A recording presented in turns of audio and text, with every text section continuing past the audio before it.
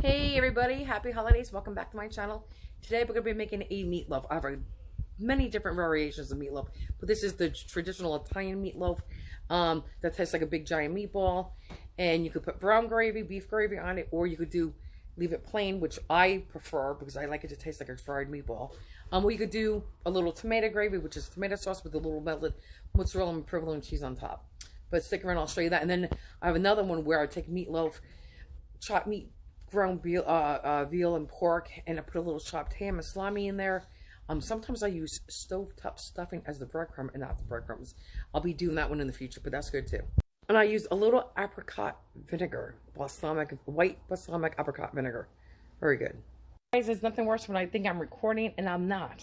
Anyway, as I was saying, this is our family's traditional meatloaf. There's a lot of meatloafs. You could do one with onion soup mix. You could put carrots and saltine crackers or even Ritz crackers in there. There's so many different variations. But for my family, my grandmothers, my mothers, and mine, and my daughters, our traditional meatloaf recipe tastes just like our meatballs.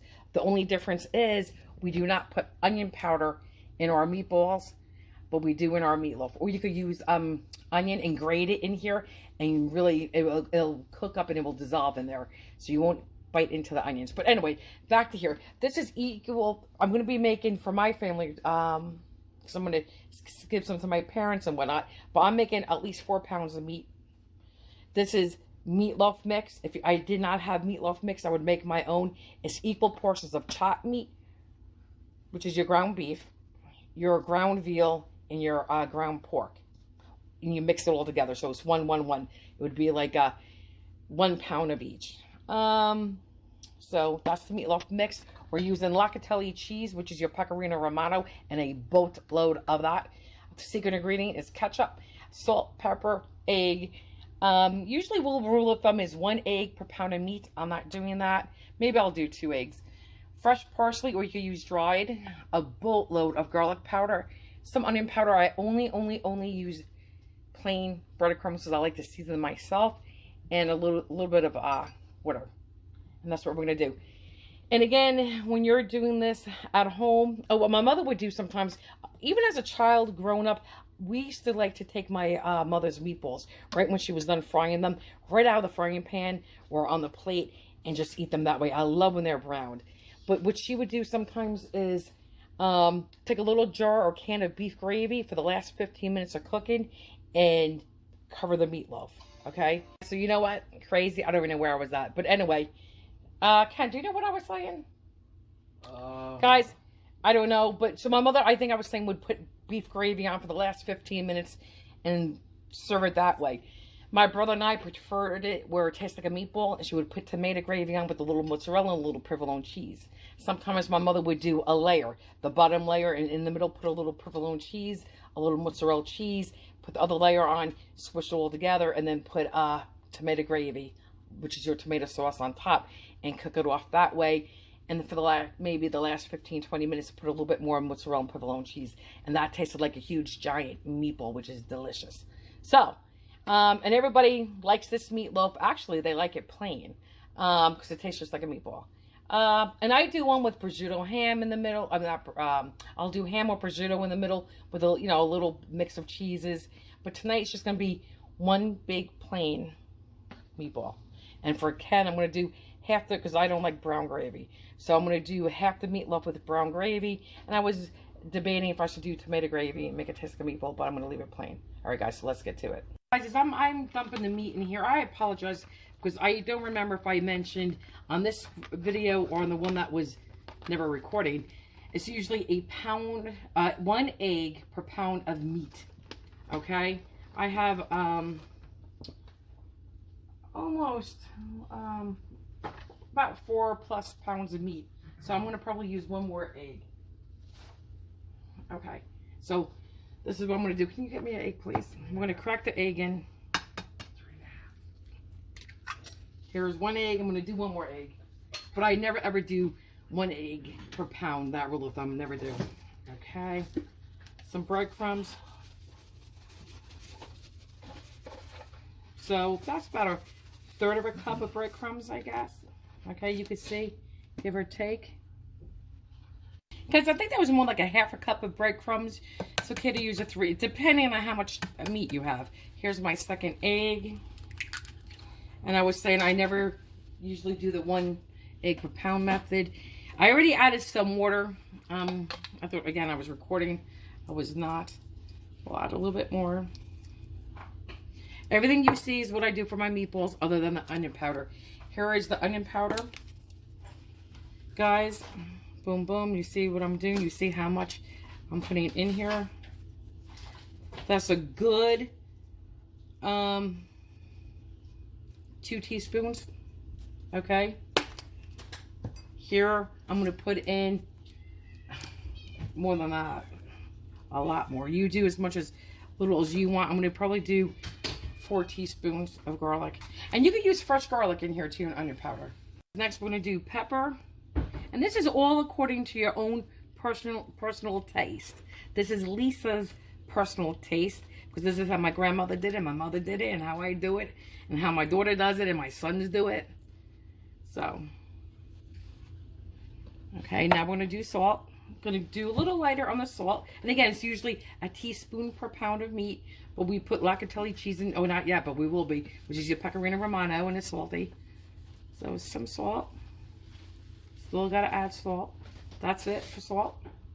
Okay, next is our ketchup. Secret ingredient. My mother, because her memory is starting to fade, is starting to say, no, this is not a... it doesn't go into our meatballs or meatloaf, and that's not true. It absolutely does. It's our secret ingredient. And if you don't have ketchup, you would put tomato paste in. Same thing. So, I think that's plenty.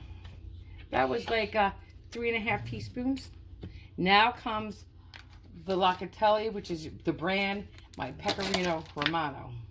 Guys, according to your own taste, I'm going to probably put a good 3/4 of a cup to a cup in here. Okay, just like this. Yum. Okay, and by all means, you don't have to put locatelli cheese, well, the pecorino romano in at all. This is fresh parsley. I'm just going to get a knife and break it. I cut it. So I have it in my hand. I just crumble it in the ball, and I'm just gonna. And I took all the stems off. There are no stems on this. Okay. And if there's some big pieces, when I come in here to mix it by hand, I will cut it up. What I mean by stems, I took all the leaves off the stems. Okay. Guys, I just want to say, do not overmix this. Just like your meatballs, you want it combined, but do not overmix it. Yeah, so I guess that's all you should really know, is don't overmix it. I'm trying to shut my phone off without touching my phone. Guys, I'm sorry. I was getting carried away. I started forming my meatloaf. We just found out through my son, Vinny, his wife Caroline, has COVID. Thank God she was vaccinated months and months ago. So that will cut down on this severity. I think she has the Delta variant, and we just found out. And she was sick about 3 weeks ago. We were all together for Hershey Park to take our grandkids and the whole family for Halloween down there. But oh God, I feel so bad for her. So tomorrow I'm going to make her homemade soup. I wanted to say, I don't know, I think I said it in the beginning. If you wanted to, guys, you could put this in a loaf pan, a 9x5 meatloaf pan. You could put white bread underneath this to soak up some of that grease. Or you could just take your whole meatloaf and stick it on a little metal rack like a trivet in here. I'm not doing any of that. I will drain the grease out later when it's cooked. So, you know, and you just form it into a loaf. Okay, just like this. And I squish it down. I get all the air pockets out, all the cracks out. Okay, and I'll just keep forming it. And this is a big one. And again, this is great leftover ice cold on white bread with some mayonnaise. I like mine that way. I think Ken does too. My mom does too. And again, if you wanted to, you would, before you could put a whole, let me just show you. You could have a layer in here and put your cheese and your mozzarella in there, even a little tomato gravy, and then put the top layer on top and seal it up. So I'm just going to put this in the oven, 350, 375, for anywhere from about 1.5 hours to 2 hours. The last 15 minutes, I will put half of this with that jar of brown gravy. If I was doing like an Italian meatball, I would put this half with the tomato sauce, tomato gravy, with the mozzarella. Well, actually, I would do the tomato gravy about a half hour into cooking. And then I would throw the tomato gravy on it. But we're not, so let's just focus on this. All right, so I'm going to go finish forming this and stick it in the oven. And we're having a full meal, the same kind of meal we used to eat with my mother at her house growing up and my grandmother's house. It's just mashed potatoes, string beans, and you could use rolls or Italian bread and a salad. So it's a full meal for sure. Guys, here's the meatloaf. It actually came out of the oven a few minutes ago. It cooked about, I'm going to say hour and 45 minutes at 375. I did drain the grease, so if you look in my pan, there is no grease in here whatsoever, because I drained it. Right now, let's, oh, someone's beeping in, my mother. Hang on, guys. Okay, guys, so I'm just going to do this. Now, like I said, because this tastes like a meatball, and growing up when you fry your meatballs, this is what it looks like, and it's delicious like that. And we prefer, well, my brother and I prefer them like this. Growing up, and still to this day, I like them a little bit better like this. And again, if you wanted to, you could do about, if this cooks 2 hours, the last hour you put your tomato sauce, your tomato gravy on it, and you let it cook, and then the last 15 minutes you put your cheese on to melt it. But I'm only going to do not even half, because my husband actually likes it like this too. But I'm going to put, but he also likes it with the brown gravy. So I'm going to put a little brown gravy on right here for him. And we all fight over those end pieces. All three of my kids like the end pieces, and there was only 2 ends. So, all right, that's enough brown gravy. Now I'm going to go stick it in the oven for 15 minutes. Guys, here is the meatloaf right here. That's with the beef gravy. Obviously, you can see that, right? Smells good. You can smell it when it's cooked. You know what I like about this? The whole aroma goes throughout your house. And you can smell it on every floor of your house.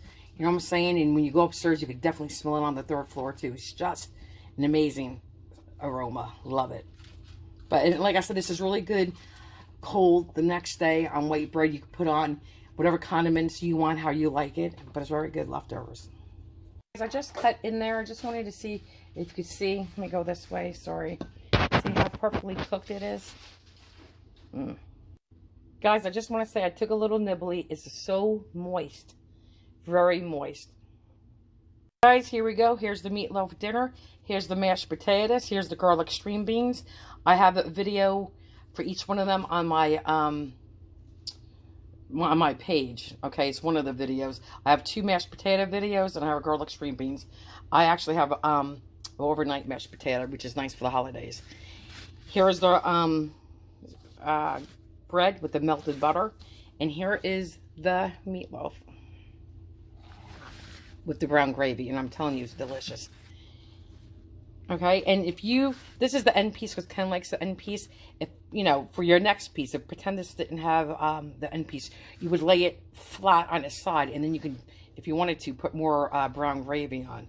I asked Ken if he wanted a drizzle of brown gravy on this. He said no. So, there we go. Oh, and we have a salad off to the side. Full meal. Guys, I'm going to take a bite of Ken's. So, let's do it with some of the brown gravy, even though I don't like mine really with brown gravy. I mean, it's good. It tastes good, but I know how I prefer mine. Very good. Delicious. Oh my God. Banging. Is that delicious? Hang on. I'm going to finish chewing and then get the plain meatloaf. Hang on. Here is the plain meatloaf with nothing on it. Just like a fried meatball. Ready? Yes. My God. That is delicious. That plain meatloaf would be delicious with your tomato sauce, your red tomato sauce on there with a little mozzarella, a little provolone cheese. It would taste like meatball parm. But this is very good with the gravy too. Actually, I'm going to take a little of the gravy off the top. Ruffles the grease. It's very good.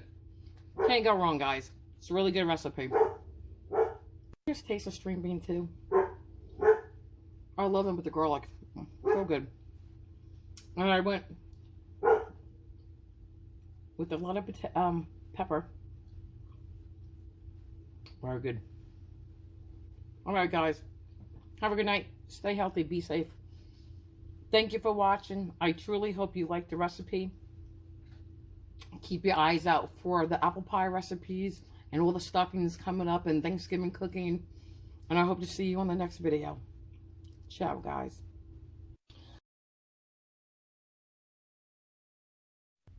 Guys, just a quick video to show you what the meatloaf looks like when it's on its side with a little extra brown gravy on top. And I took a little nibbly right there. Very good.